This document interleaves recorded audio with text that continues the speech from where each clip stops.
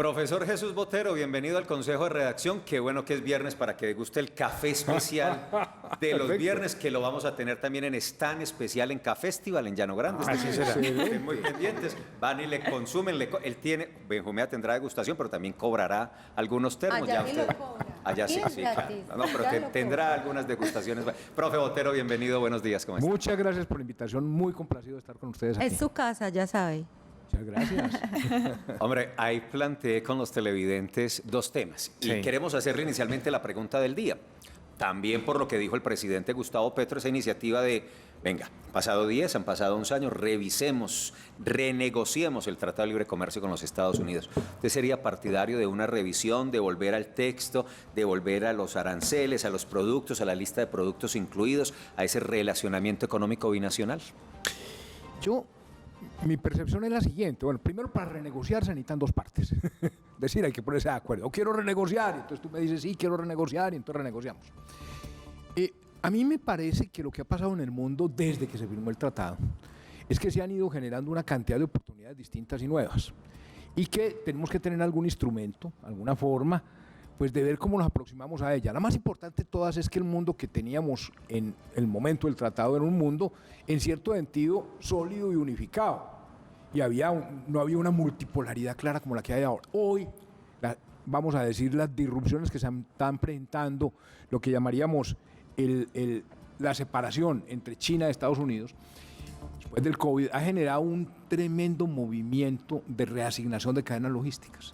Se llaman a menudo el nearshoring. La gente está pensando, cuando van a ubicar una planta ya no piensan cuál es más barata, sino cuál es más segura de que la tenga disponible. Entonces hay una maravillosa oportunidad para un país como Colombia, de que fuéramos capaces de atraer todo ese capital que está saliendo de la China y que seamos nosotros la ubicación precisa de esas nuevas cadenas logísticas.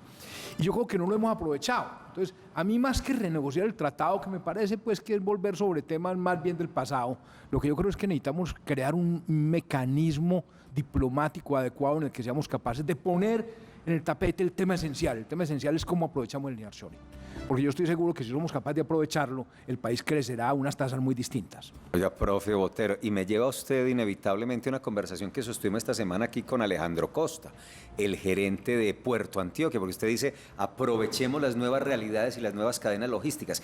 Esa apuesta de territorio y esa apuesta de capital en nuevos puertos, por ejemplo en Urabá, entonces entra la dinámica de un poco lo vetusto que está el Canal de Panamá, de otras alternativas. Alejandro Costa nos decía, miren, entre Buenaventura y Puerto Antioquia ahora con el desarrollo de las vías vamos a tener apenas tantos kilómetros entre una alternativa real, casi que un canal propio con movilización terrestre, la podemos ofrecer en Colombia. ¿Eso es ponerse a tono con esas realidades para aprovechar esas nuevas cadenas? Por supuesto, porque es que además todas las obras de infraestructura que hemos hecho, las 4G, todas las autopistas, lo que han hecho es crear un entorno distinto de comunicación y una posibilidad distinta de integración. Es decir, hace 20 años Antioquia era era un terreno, digámosle, poco conectado al mundo. Vamos a quedar siendo la mejor esquina de América. Ahora sí. Ahora sí. Entonces, ¿cómo no aprovechamos eso? El colombiano es emprendedor, el colombiano es industrioso, le gusta progresar, le gusta ingeniarse cosas. Pues puede que no tenía mercados o no tenía ni siquiera conexiones para llegar a ellos. Pero si tenemos esos mercados, si somos capaces de integrarnos en cadenas de valor, eso puede ser el milagro económico más importante del país en los próximos años. Profesor, el presidente Gustavo Petro insiste en que el TLC lo tiene amarrado para la generación de empleo que él quiere. Él dice que si no tiene esos compromisos, pues podría generar, y da una cifra, dice que se generarían unos 1.200 empleos solo en uno de los sectores agrícolas. Él se refirió al maíz. ¿Eso es así acertado como lo plantea el presidente?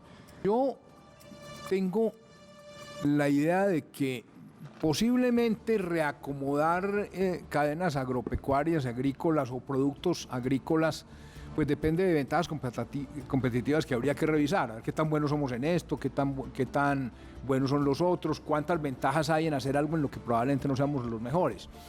Y entonces, en sentido propio, lo que dije al principio, además el otro tiene sus intereses, de manera que... Pero el punto para mí no es tanto reasignar la producción agrícola entre Colombia y Estados Unidos, cuanto más bien aprovechar todas las nuevas cadenas de valor donde podemos entrar con productos muy valiosos, generar una dinámica económica muy grande y aprovechar lo que yo llamaría la vocación futura del país. Entonces, uno siempre tiene la posibilidad de renegociar cosas. Yo creo que es saludable y bueno que uno lo piense. Uno puede decir al otro, a mí me parece que en maíz pues no quedó bien la cosa, pues pensemos. Bueno, se puede plantear. Pero lo más importante es que eso se dé en el marco de un proyecto ambicioso y grandioso de Colombia, el gran abastecedor de Estados Unidos en lo que llamaríamos las nuevas cadenas logísticas de valor, y que aprovechemos ante todo la capacidad de agroindustria nuestra para lograr hacer una penetración profunda. Y aquí de esos sí hay mercados. quien piense en una idea de ese tamaño. Aquí sí tenemos quien piense en una idea de ese tamaño. Creo mucho en los empresarios colombianos. Yo creo que no. Desde el gobierno, un vocero desde el gobierno que sería el que renegociaría. No, yo pienso que obviamente nada funciona si no hay un acuerdo integral y profundo entre los empresarios y el gobierno. Es decir, yo creo que aquí el gobierno no renegocia. O sea, lo que hay que hacer es un propósito colectivo de penetrar de manera novedosa en las cadenas de valor mundiales y hacer que de ellos seamos capaces de generar una dinámica económica muy distinta. Nosotros seguimos creciendo muy poquito. Colombia sigue creciendo muy poquito para los problemas de pobreza que tiene, para los problemas de desigualdad. Nosotros necesitamos un dinamismo distinto. Tenemos que ingeniarnos una manera distinta de crecer. Y yo creo que la oportunidad es esa, ¿cierto? Y la tiene que hacer gobierno, empresa, en una buena relación con el socio comercial. Es que no estamos pues peleando con nadie, estamos con un socio comercial pues pensando, podemos proponer cosas naturalmente, pero yo creo que tenemos que tener un consenso claro de que tenemos un propósito colectivo muy grande, que es cambiar las tendencias de crecimiento del país. Bueno, profesor Jesús Botero, usted hablaba de productos de valor y uno de esos productos de valor que tenemos en Colombia es el café, tan valorado en otros países del mundo, entre ellos Estados Unidos. Lo que pasó esta semana con las declaraciones que entregó el presidente indicando pues que si no se reestructura la Federación de Cafeteros le quitaría el apoyo de público, esos recursos que aporta el gobierno nacional a través del Fondo Nacional del Café. ¿Usted cómo ve la situación? Yo quisiera poner de presente como 4 cosas que han pasado en Colombia recientemente sobre estos temas que hacen que el lenguaje haya sido más crudo, en mi opinión, de lo que debe ser. Lo primero, pues bueno, yo creo que el presidente interpretó como una descortesía de los cafeteros, que él pidiera que aplazara el nombramiento del gerente de la federación, en un momento en el que además estaba cambiando de ministro. Yo creo que él sintió eso como una descortesía. Las descortesías son muy difíciles de manejar. A pesar que el ministro saliente fue. Pues por eso, pero claro. Básicamente el tema era este. Se supone que el representante en los cafeteros es el ministro de Hacienda, uno de los 4. Claro. Pero lo estoy cambiando. Pues hombre, espéreme un momentico. Entonces yo creo que él lo interpretó como una descortesía y eso le cambió el tono. El país además está viviendo un momento tenso políticamente, en el que creo que hay más tensiones de las que teníamos hace 2 meses. Tercero, el precio del café en Colombia ha bajado muchísimo. Sí. Pues básicamente porque el precio internacional ha caído, ¿cierto? Y además porque el dólar que tuvimos en 5.000 ahora está en 4.100, ¿cierto? Entonces la gente está diciendo, uy, ¿qué se hizo la plata? Sí, claro. Claro, y una libra en Nueva York de 1,47 ayer y una carga 1.200.000. Sí, señor. De 125. Que estuvo a 2 millones. Eso genera pues naturales tensiones y problemas. Y además creo que ha habido, probablemente originado por eso, algunas quejas al interior del propio gremio, que han hecho que entonces, no, que es que revisemos esto. Mi opinión es que hay que dejar bajar la espuma. Yo creo que tenemos una institución muy buena y muy fuerte, que es la Federación Nacional de Cafeteros. Creo que básicamente lo que hemos inventado ahí, un parafiscal, una plata que se puede manejar para el bienestar de los empresarios y que somos capaces de aprovechar para cambiar, para renovar, que tenemos capacidad de garantizar compras, que somos capaces de impulsar proyectos de productividad o de renovación de cafetales. Eso es un verdadero activo del país. Entonces no podemos dejar que eso nos vuelva una pelea política. Yo creo que existen las instituciones adecuadas, es decir, está la institución adecuada para manejar el tema, en la cual participa pues la junta directiva, digamos, de la federación, más 4 ministros. Entonces yo lo que creo es que tenemos que sentarnos a hacer un balance de qué oportunidades hay y cómo las aprovechamos mejor para que todos estemos contentos. Vicerrector, pero un asunto antes de la pregunta de Juan, sacudir el árbol algunos temen mucho cuando los árboles se sacuden. Lo que hace el presidente de la República es un experto en eso, en ir y sacudir los árboles Sin de duda. diferentes componentes. En este caso es el árbol de la caficultura y la estructura institucional del café en Colombia. ¿Eso podría poner en riesgo esa economía o eso podría ser beneficioso para el sector y generar como una especie de reactivación y relanzamiento? A ver, yo no, tú dices, sacudir el árbol, guardadas proporciones, siempre es bueno que los seres humanos estemos sacudiendo todos los árboles. Sí. Pero dentro de lo que yo llamaría marcos institucionales. exacto, El punto esencial no es exacto. ese, no es que llamemos la atención de que podemos mejorar esto, muy bueno, le llamemos la atención, el presidente, la sociedad, los que sean, ¿cierto? Pero respetemos la institucionalidad. Porque lo único que no podemos hacer es que en medio de las sacudidas se nos deshagan las instituciones. Ahora, hay oportunidades, sí, las hay muy grandes. Es decir, sigue siendo cierto que las exportaciones del país siguen siendo todavía en muy buena proporción de grano. Hay que industrializarnos, hay que ver cómo somos capaces de penetrar más.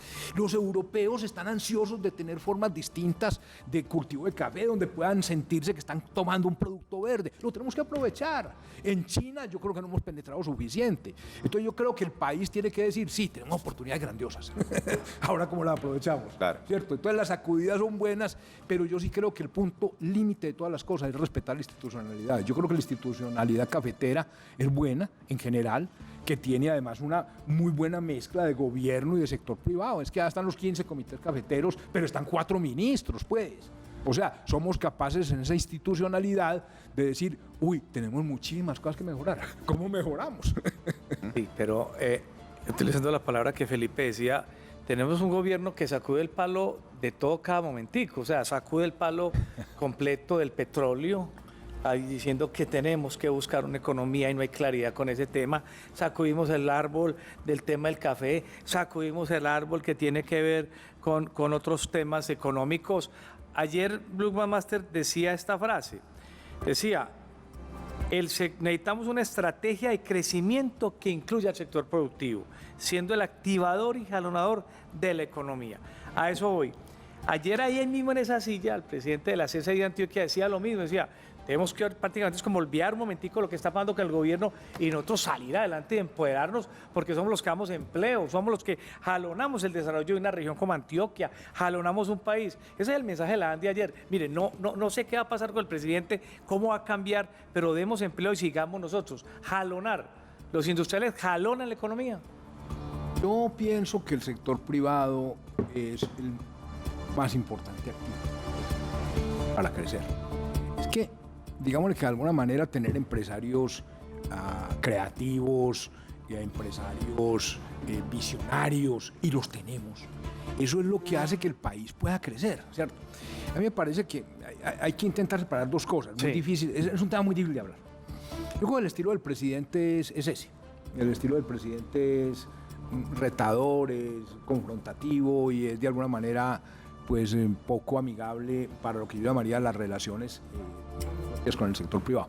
Eso puede ser un estilo que uno puede ponerle o no cuidado, no es muy importante. Yo creo que lo que sí es muy importante es que el gobierno sea capaz de convocar a los sectores productivos colombianos para que seamos capaces de construir juntos un futuro mejor. Entonces, a mí, una afirmación es que, bueno, de pronto les quito el Fondo Nacional del Café. Yo la calificaría todavía como en la parte de los comentarios punaces que el presidente hace. Pero lo que sí tenemos que intentarnos a construir juntos, gobierno y sector privado, es un futuro para el sector café mejor que el que tenemos. Y todo el tema de transformación energética creo que es un tema en el que sí definitivamente estamos teniendo un problema muy grave. Claro. Es decir, estamos teniendo una transformación que no hemos sido capaces, vamos a decir, de diseñar profundamente como país para ser mejor. Y pareciera que nosotros todos estamos viendo riesgos, una transformación energética en la que, dice uno, ¿qué va a pasar si nos acaba pues todas las fuentes de exportación, los recursos? O sea, en otras palabras, hay una parte del discurso público que es, vamos a decir, lo que se dice en el contacto inicial. Esa parte puede ser más pugnaz, ¿no? Desde que no afecte las instituciones. Pues bueno, lo importante es que seamos capaces de construir escenarios conjuntos de discusión público-privada en la que podamos hacer lo que necesitamos como país, es crear un país mejor. Y en eso yo creo que hay que llamar a la atención ante todo que el gobierno ponga actitud de escucha, que escuche, que eso es fundamental, ¿cierto? Y que sea capaz de discutir con el país eso. Entonces, esa es como la forma como yo veo el tema. O sea, yo creo que que tenemos que poner por encima de todo que el país tiene tasas de crecimiento que son insuficientes para las necesidades que tiene. Es decir, nosotros somos un país que seguimos teniendo pobrezas por encima del 30, que seguimos teniendo pues Ginis por encima del 50, somos desigual. El sistema pensional colombiano, pues 1 de cada 4 ancianos del país o personas pues en edad de pensión tiene realmente acceso a ese sistema. Tenemos tantas necesidades y tantos empresarios buenos y un gobierno que estructurando bien cosas es capaz de crear unas nuevas fuentes de crecimiento, juntándose con los empresarios a construir ese maravilloso mundo, que creo que no nos podemos negar esa oportunidad. La oportunidad esencial nuestra es construir una visión de país conjunta que nos permita, creo yo, avanzar en una dirección distinta. Vicerrector, como usted lo dice, el Fondo Nacional del Café es un poco como la puya, como la amenaza del presidente a la dirigencia nacional del café, pero hoy ese fondo está en el centro de la discusión. A su juicio, esos fondos nacionales, que son fondos públicos que se entregan a privados, el del café, el del ganado y otros, esos fondos han sido bien manejados. Ese del café ha sido bien manejado, que no estamos hablando de 3 pesos, sino de miles de millones de pesos. Yo diría que en términos generales la figura de un fondo que esté recogiendo una contribución en un momento determinado del tiempo para usarla en unos propósitos loables del propio sector es una figura muy inteligente y muy buena. El país ya lleva muchos años con ella. Yo creo que las dudas que yo siento que se expresan más es acerca de la Federación de Cafeteros y que se habla del salario de no sé quién, cosas que no tienen que ver en realidad con el fondo. Yo creo que el fondo tiene 4 propósitos esenciales, pues garantiza en principio la compra, que eso es muy importante, que uno tenga la garantía del país de que puede comprar la cosecha, pues en el fondo. Es el fondo que puede apalancar productividad y cambios profundos en la productividad, ¿cierto? Que puede renovar, por ejemplo, ayudar a la renovación de capital, que puede hacer mercadeo en el exterior, ¿cierto? Entonces, yo creo que esos propósitos no creo que estén en discusión, aunque se pueden mejorar. Con seguridad, es que yo lo que creo es que, repito, si el país no es capaz de soñarse mejor, entonces a estas tasas de crecimiento no, pues esta vaina no funciona. Entonces yo diría que las críticas han estado más, por ejemplo, el presidente más crítico fue el salario o la renta de los vicepresidentes y del mismo gerente. Eso no tiene que ver con el fondo, eso tiene que ver con la estructura general de la federación, pues, y probablemente en eso creo que probablemente quepa una reflexión profunda de cuál es la estructura óptima y se puedan hacer auditorías en cosas que haya lugar a hacerlo. Pero a mí la figura general del fondo me parece que es una figura muy buena y que la hemos aprovechado razonablemente bien. Por supuesto, la podemos mejorar, pero creo que la estructura que tiene, que es público-privada, que son los cafeteros con los 4 ministros, son la forma correcta de poder hacer las cosas bien. Muy bien. Vicerrector, yo quiero aprovechar su presencia, pues obviamente el asunto es el TLC y el sector cafetero, pero ¿cómo ve esa cifra de desaceleración, de crecimiento que se presentó del 0,3%? Evidente desaceleración. ¿Eso va a cambiar o todavía seguimos en ese proceso de decrecimiento para después volver a subir? Mi percepción es que lo que más o menos se colige, se sigue de la cifra de crecimiento del segundo trimestre y de la del semestre, que fue una cosa tipo 1,7. Es que la economía difícilmente va a crecer lo que algunos esperábamos que creciera el 2 en el año, sino que va a estar por debajo del 1. O sea, vamos haciéndonos la idea. Yo creo que eso es lo que está llamando la atención, es que tenemos que aplicar unas políticas de impulso a la economía rápidas, ¿cierto? Que estamos un poquito quedados en eso. En mi opinión, sí. Yo creo que necesitamos hacer un impulso adicional. Yo creo que tenemos que movilizar muchísimo más vivienda. Por ejemplo, las obras de infraestructura tenemos que hacer algo para que funcionen más rápido. Es que no tiene sentido, ¿cierto? Tenemos que calmar los ánimos de lo que yo llamaría la confianza. A mí me preocupó mucho. Lo que más me preocupó de las cifras del PIB en el segundo trimestre fue la caída de la inversión. La inversión está cayendo. Cuando la inversión cae, hay un efecto de corto plazo, que es que entonces hay poco, que nos va mal, que hay poco crecimiento. Pero es que la inversión es la que construye el capital con el que vamos a producir en el futuro.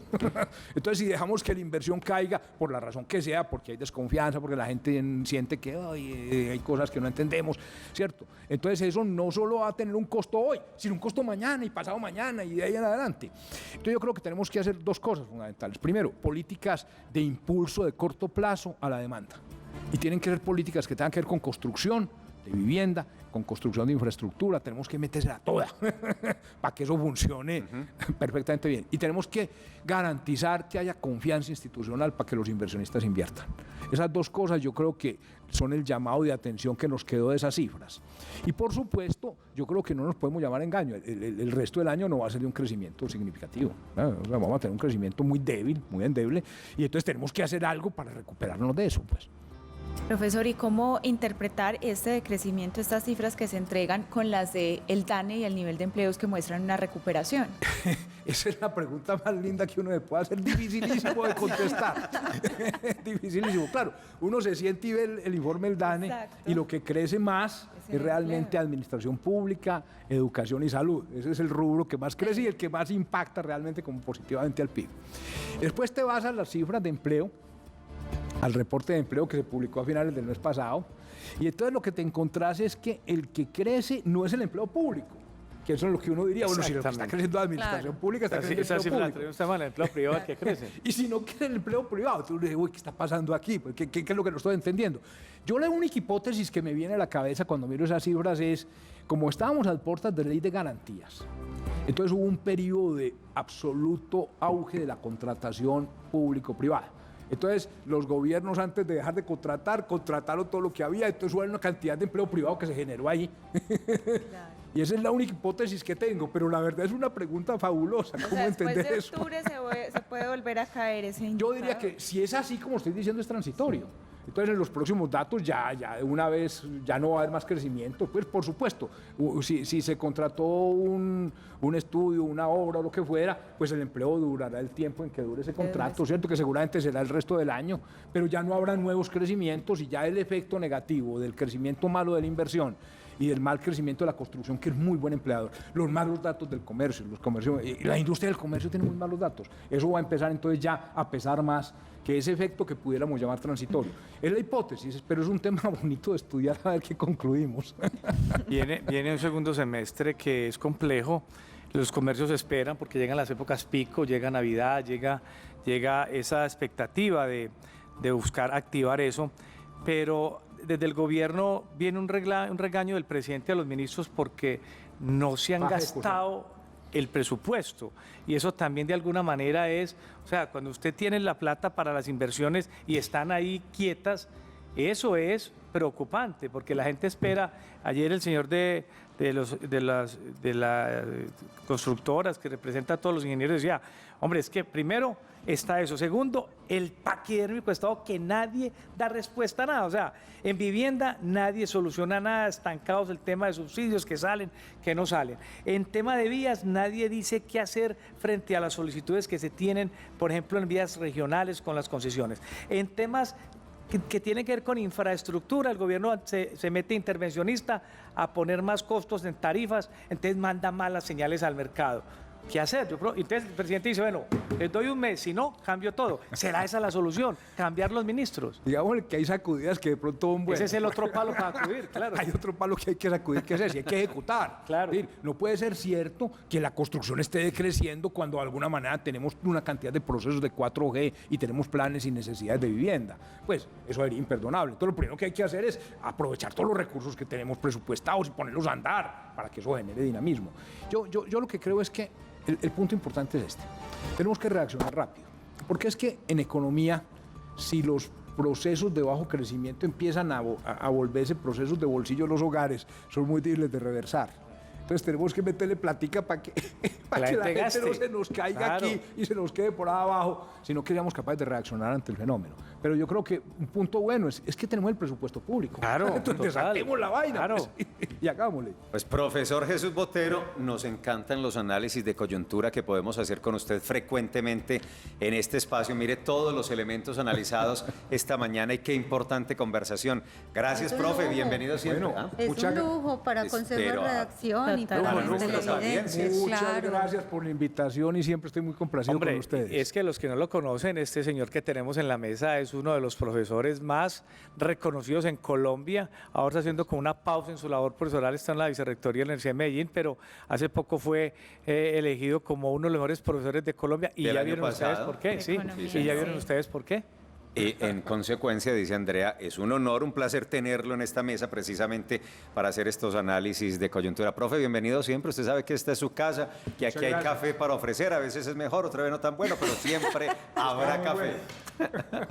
El profesor Jesús Botero, economista, experto en economía, en política económica, hoy actualmente vicerrector de extensión en la Universidad de Medellín. A él, gracias por sus análisis.